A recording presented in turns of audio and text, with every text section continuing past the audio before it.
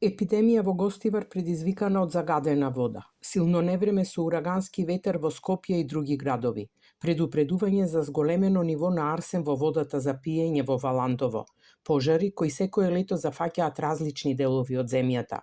Во сите овие ситуации се поставува истото прашање: како граѓаните навреме да бидат предупредени кога постои опасност?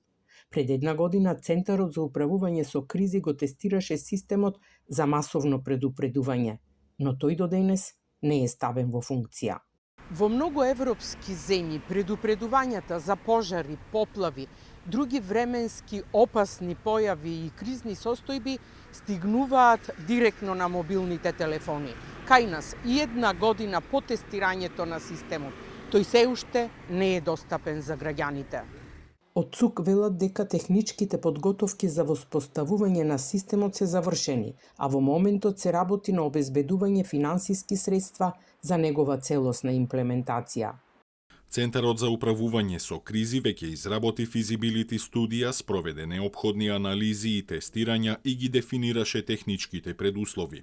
Во моментов активно работиме на обезбедување финансиски средства за негова целосна имплементација. Раното предупредување деновиве им беше повеќе од потребно на граѓаните кои за кризните ситуации најчесто се информираат преку медиумите и социјалните мрежи. Од Управата за хидрометеоролошки работи велат дека предупредувањето за силното невреме на 21 јули навреме било доставено до сите надлежни институции, а објава имаше и на нивната Facebook страница.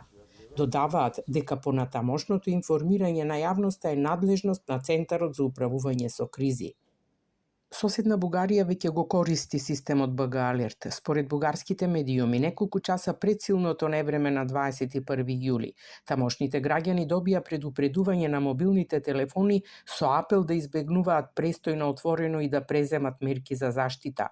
Кај нас останува прашањето: кога ваков систем ќе биде достапен и на македонските граѓани?